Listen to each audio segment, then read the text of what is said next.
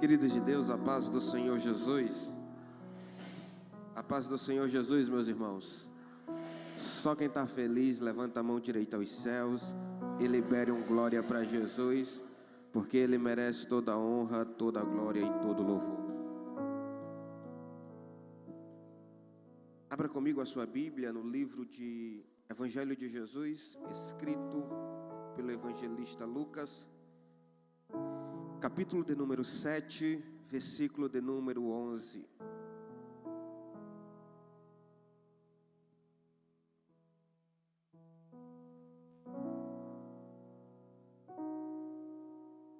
Enquanto os irmãos estão folheando a Bíblia Sagrada, quero tributar a Jesus os meus agradecimentos por mais uma vez o bom mestre me conceder a rica oportunidade, que é falar do seu amor e da sua palavra, por mais uma vez na congregação Monte Sinai. Louvar a Deus pela vida do pastor congregacional, pastor Chayang, Deus abençoe de uma maneira extraordinária. Louvar a Deus pela vida do meu amigo Carlos. Louvar a Deus também pela vida do meu amigo João com a sua esposa. Louvar a Deus também pela vida do meu amigo Assis, que nos fez o convite essa noite. Louvar a Deus também pela vida da minha esposa, que é um presente de Deus em minha vida. Que Deus continue te abençoando de uma maneira extraordinária. Todos encontraram a referência sagrada? Amém? A minha tradução diz assim: E aconteceu pouco depois, e ele à cidade chamada Naim, e com ele ia muitos dos seus discípulos e uma grande multidão. Fala comigo, uma grande multidão. E quando chegou perto da porta da cidade, eis que levava um defunto, filho único, de sua mãe, que era viúva. E com ela ia uma grande multidão da cidade. Fala comigo, grande multidão. E vendo-a, o Senhor moveu-se de íntima compaixão por ela e disse: Não chores. E chegando-se, tocou o esquife, e os que levavam pararam, e disse: Jovem, eu te digo, levanta-te. E você assenta em nome de Jesus.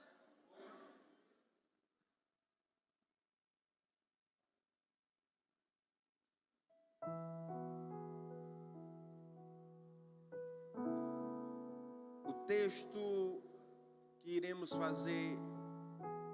utilizar por base da nossa ministração essa noite, é um texto bastante conhecido, a saber, um escrito do Dr. Lucas, falando a respeito da viúva de Naim.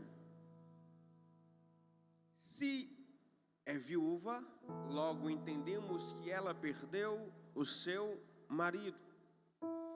E essa mulher, pela primeira vez, a morte chega na casa dela. E quando a morte chega na casa dela, ela leva o seu esposo, o seu provedor, aquele que trabalharia para manter o sustento da casa. E a morte chega e leva o seu esposo. E essa mulher, ela vai ter que preparar o culto fúnebre. Ela vai ter que preparar o velório do seu esposo. Ela vai ter que contratar as carpinteiras. Que é isso, pregador? É pessoas que recebiam, senhoras que recebiam para chorar durante o velório. E ela teria que contratar as carpinteiras. E teria que preparar o culto fúnebre. E ela teria que velar por 3 dias o seu esposo em sua casa. Mas por que 3 dias, pregador?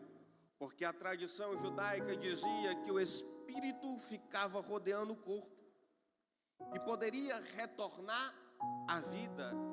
Então o velório era mais doloroso, porque ela estava numa expectativa que qualquer momento o seu esposo poderia levantar.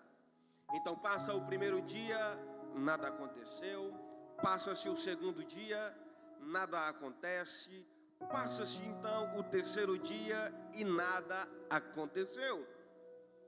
Então prepararam o corpo e levaram para ser sepultado. E o cemitério na época não poderia ficar dentro da cidade. O cemitério ficava depois da porta da cidade, ou seja, ficava longe da cidade. E aquela mulher precisaria passar por toda a cidade carregando o defunto, o seu esposo.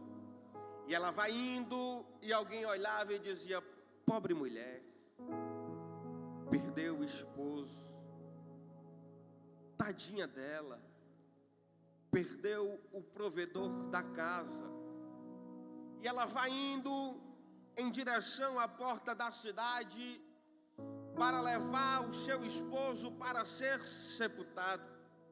Chegou, sepultou o esposo e ela volta para sua casa. E ela volta para sua casa e ela se vê viúva e com um filho. E como não poderia trabalhar, a opção de sustento era o filho trabalhar para manter o sustento da casa. A opção que tinha era o jovem começar a trabalhar para manter a casa e a sua mãe. E esse jovem, ele começa a trabalhar, mas ela recebe a notícia: qual? Agora a morte vem pela segunda vez na sua casa e leva o seu filho. Se fosse para tematizar essa mensagem, colocaria o tema: o milagre na porta da cidade. E agora ela vai ter que preparar tudo de novo. Ela vai ter que preparar toda a situação do culto fúnebre. E iria velar o seu filho, porque a tradição diz que tem que ser 3 dias. E ela velando o seu filho por 3 dias, ela teria que contratar de novo as carpinteiras para chorar no velório do seu filho. Agora ela se vê sem saída, agora ela se vê sem solução, porque a morte veio, levou o seu esposo, agora a morte vem e leva o seu filho. Ela estava só. O texto é claro em afirmar que ela era viúva e mãe de um único filho. Não era um de 2, não era um de 10, mas era o seu único filho. E ela teve que preparar tudo de novo. E ela sabia que existia essa tradição, essa expectativa. E talvez alguém chegava para ela e alimentava a expectativa. Não se preocupe, porque a tradição diz que nós temos 3 dias. E o teu filho pode ressuscitar, não se preocupe. Vamos esperar o que a tradição vai dizer, porque ele pode ressuscitar. Passa-se o primeiro dia, nada aconteceu. Passa-se o segundo dia, também nada aconteceu. Alguém olha para aquela mulher e poderia simplesmente dizer: mulher, não chora não, é a vida. Mas quem fala isso em um velório é uma palavra, é uma frase meio que difícil de falar, meio inapropriada para falar no momento de dor, de luto.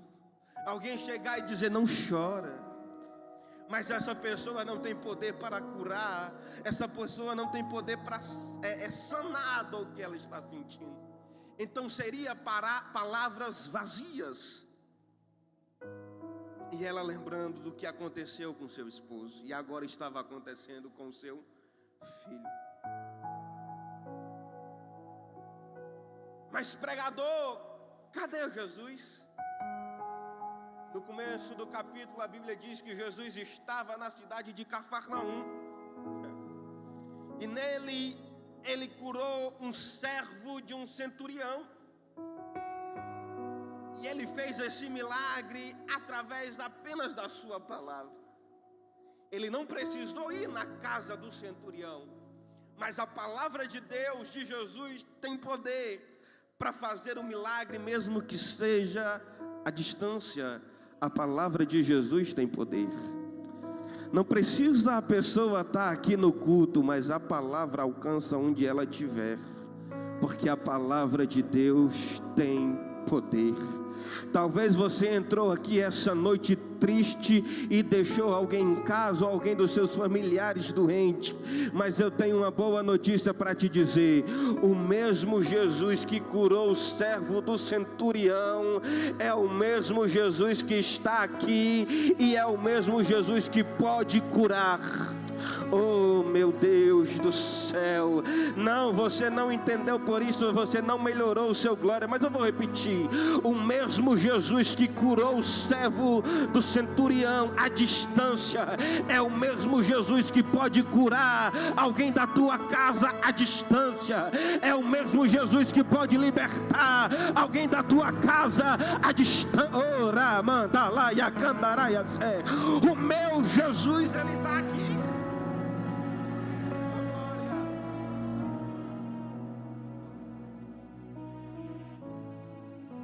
E ele tem poder para curar.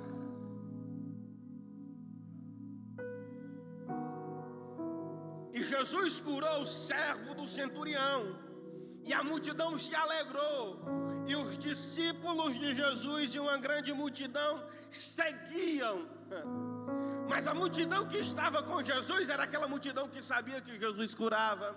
A multidão que estava com Jesus era aquela multidão que já viu Jesus curando. Então eles se alegravam e ficavam felizes, e cantavam e davam glória. Por quê, pregador? Porque ele estava acompanhando Jesus, que tem poder para curar.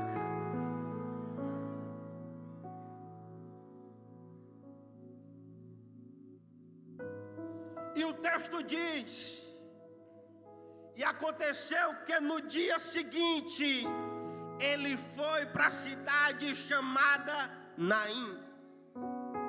Nós conhecemos a cidade de Naim por causa da viúva. Mas você sabe o que significa o nome Naim? Naim era uma cidade pequena, uma aldeia pequena, construída próximo do Hebrom, ao sudeste de Nazaré. E ela significa belíssima e grandiosa. A cidade Naim significava, o nome da cidade, que é belíssima e grandiosa.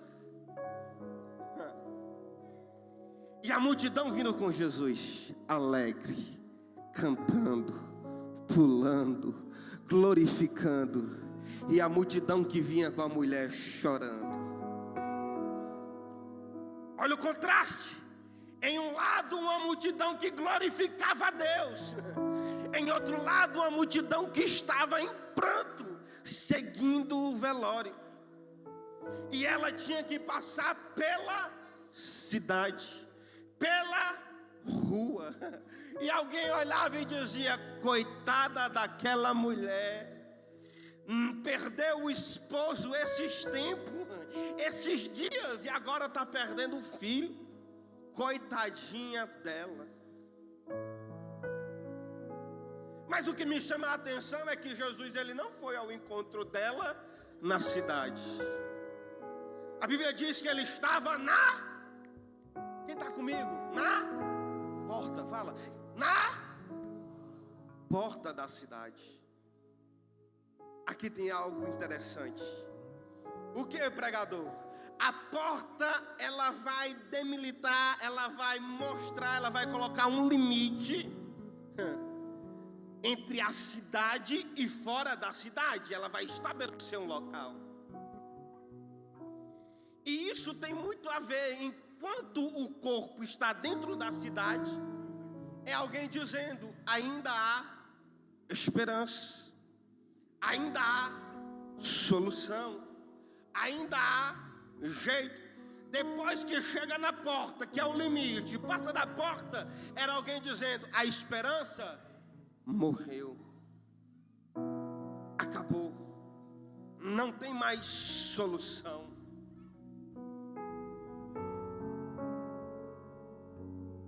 E aquela mulher vinha com a grande multidão que a acompanhava, em lágrimas, em choro, em pranto. E a outra multidão que vinha com Jesus, vinha feliz, alegre, glorificando, porque já tinha presenciado alguns milagres. E Jesus parou na porta da cidade. Isso é lindo. O que isso significa, pregador? É lindo. Porta aqui no texto significa limite. Repete comigo: limite. Limite. Fala, limite. E Jesus estava na porta. Que significa? E Jesus estava Carlos, isso aqui é lindo. Às vezes nós falamos: eu vou parar, vou desistir. Às vezes nós falamos: eu vou entregar o ponto. João, às vezes nós dizemos: não dou conta, eu cheguei no meu limite, não tem solução para mim, porque eu cheguei no meu limite. Mas levanta a mão lá no terceiro andar, que eu quero liberar uma palavra de Deus para o teu coração. Enquanto nós estamos dizendo: eu cheguei no meu limite, eu tenho uma boa notícia para te dizer: tem alguém que te espera lá.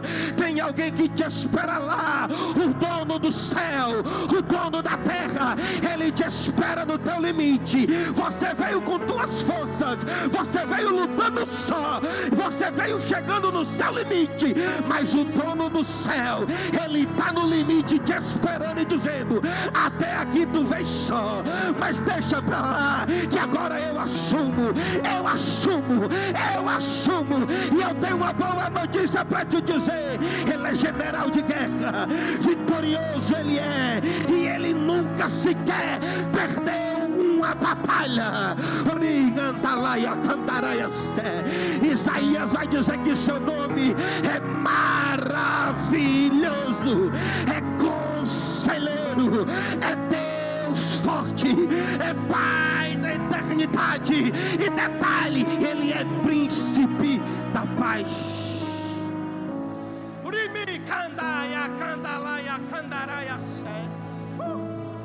Ainda mandaraia candalaia. Está chegando no teu limite, tem problema não, Jesus está te esperando lá. Está chegando no teu limite, tem problema não, Jesus te espera lá.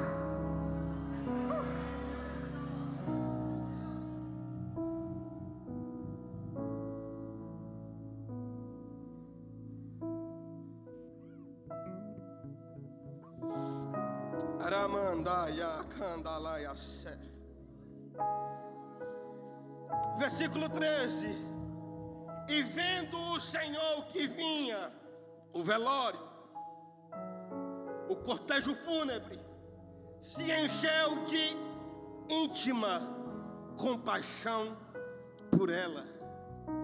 Chegou e falou para a mulher: mulher, não chores. Mas ele está em um velório. É mais comum do que nós sabemos alguém dizer para quem está no velório: não chora, é a vida. A gente nasce, a gente cresce, a gente morre. Não chores. Mas aqui não é um qualquer não chores não, porque quem fala tem poder para realizar um milagre. Não, você não está comigo, por isso não adorou. Eu vou explicar melhor. Se eu chegar para o pastor Chayane e ele estiver sentindo mal, e ele estiver passando mal, e eu chegar para ele e falar: pastor, fica assim não, rapaz, é a vida, mas eu não levo nada para auxiliar ele melhorar. Ele vai melhorar, sim ou não? Não, mas quando eu chego com um remédio que pode ajudar ele, ele pode ficar melhor, certo? certo, lá vai. Quando ela olha que aquele não chores soou diferente, aquele não chores não foi de alguém vazio, aquele não chores não foi de alguém que não tinha nada para estender, aquele não chores não foi de alguém que tinha nada para oferecer, mas quando ela ouviu aquele não chores, ela viu o dono da vida falando com ela, ela viu aquele que tem poder para realizar o milagre, ela viu que aquele não chores soou diferente, porque o dono da vida falou com ela, o dono da vida falou com ela e disse: não chore. Jesus está falando para alguém aqui.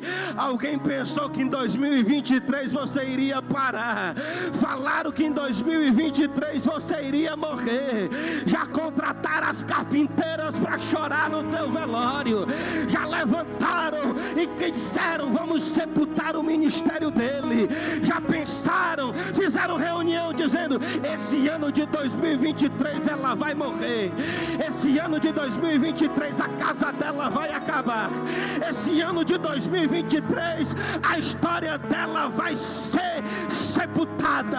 Mas chega um Jesus que tem poder no céu, chega um Jesus que tem poder na terra, chega um Jesus que tem poder debaixo da terra e fala: não, a história dela está preparada para 2024, não vai sepultar, não vai ter velório, não vai ter morte, porque o dono da vida chegou, o dono da vida chegou, o dono da vida chegou e ele está passando na congregação Sinai. O dono da vida chegou.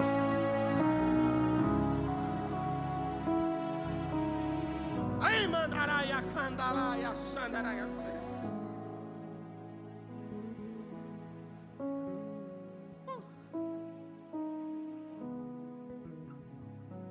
Você não parou em 2023. 2024 vai ser um ano extraordinário na tua vida. Tentaram te sepultar em 2023, mas eles esqueceram que você anda com o dono da vida e ele está te livrando do mal. Disseram que iria sepultar teu ministério, mal sabe ele que você depende do dono da vida, e o dono da vida está segurando na tua mão direita e está dizendo: vamos comigo, caminha, não é hora de parar, caminha, não é hora de retroceder, caminha, é hora de avançar. Já estou encerrando. Versículo de número 14. E chegando-se, tocou um esquife, e os que levavam pararam. Olha para cá.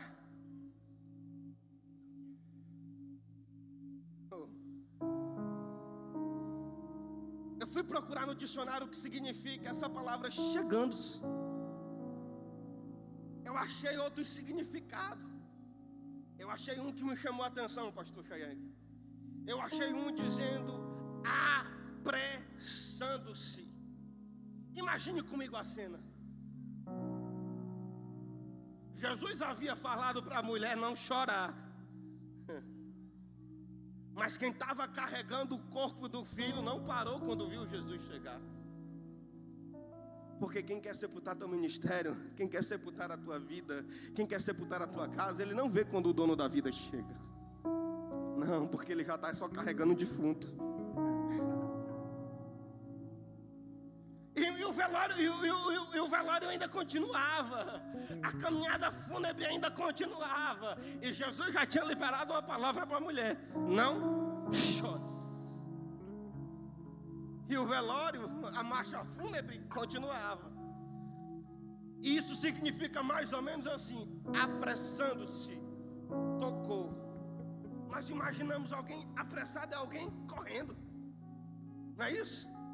Alguém que corre para algo apressado. Você consegue imaginar o meu e o seu Jesus correndo para tocar em algo?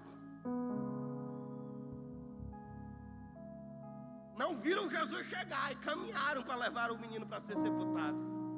Isso aqui é lindo. É só para quem está ligado.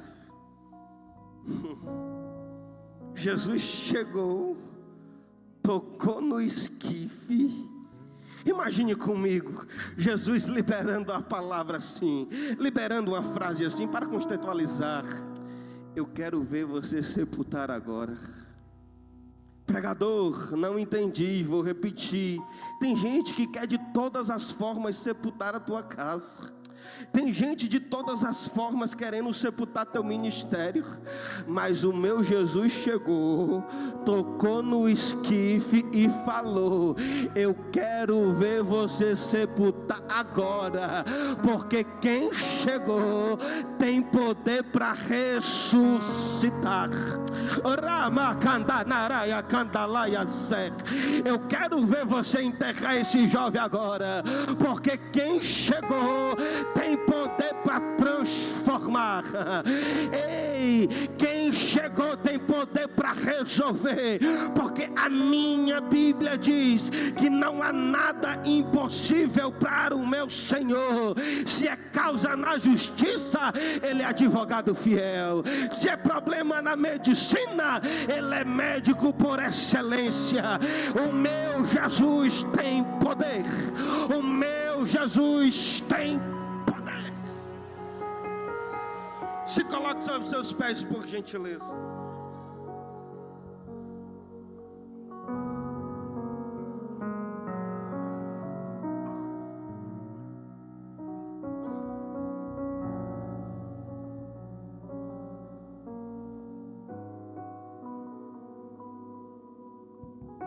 Olha para o irmão que está ao teu lado e fala: estou vivo. Fala: estou vivo. Não me sepultar em 2023. Estou vivo.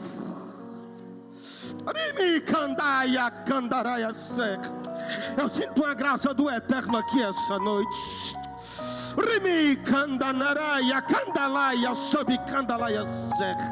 Não conseguiram te sepultar em 2023.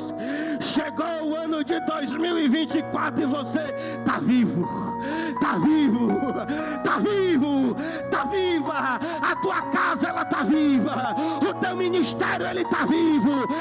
Ele está.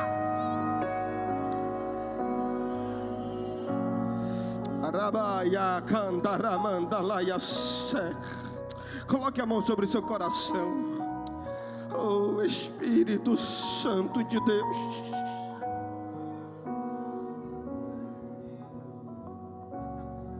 Você está vivo. 2024 vai ser o ano que Deus vai te honrar. Você não parou.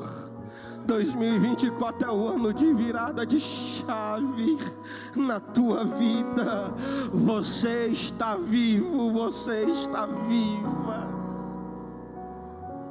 Ah, Deus, Pai, eu te apresento a vida da tua igreja que está aqui essa noite. Que vencemos o ano de 2023 e chegamos no ano de 2024. Porque o Senhor segurou na nossa mão, Pai. Oh, Pai, Criador do céu e da terra. Ah, Senhor, eu te apresento a vida de cada um, a cada plano, a cada sonho. Eu não conheço todos, mas o Senhor conhece. Eu não sei a vida de todos, mas o Senhor sabe, Pai. Ah, Senhor, realiza o desejo do coração dele para o ano de 2024, conforme o seu querer, conforme a sua vontade, em nome de Jesus de Nazaré. E a igreja diz: antes de entregar o microfone, eu queria saber, tem alguém que não é evangélico aqui essa noite? Faça uma cena assim com a mão. Quem não é evangélico, deixa eu te conhecer. Todos nós somos evangélicos? Amém? Desde já agradeço a minha oportunidade em nome de Jesus.